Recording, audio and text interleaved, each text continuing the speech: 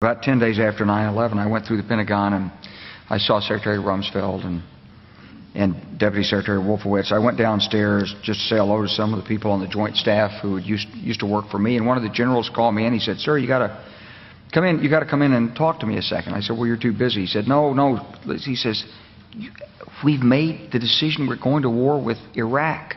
This was on or about the 20th of September. I said, "We're going to war with Iraq. Why?" He said, "I don't know." He said, "I guess they don't know what else to do." So I said, "Well, did they find some information connecting Saddam to Al-Qaeda?" He said, No. He says, "There's nothing new that way. They just made the decision to go to war with Iraq." He said, "I guess it's like we don't know what to do about terrorists, but we've got a good military and we can take down governments." And he said, "I guess if the only tool you have is a hammer, every problem has to look like a nail." So I came back to see him a few weeks later, and by that time we were bombing in Afghanistan. I said, "Are we still going to war with Iraq?" And he said, "Oh, it's worse than that."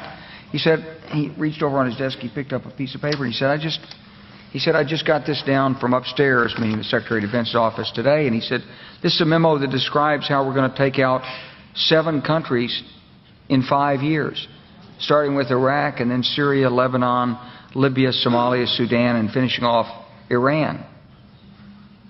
I said, "Is it classified?" He said, "Yes, sir." I said, "Well, don't show it to me."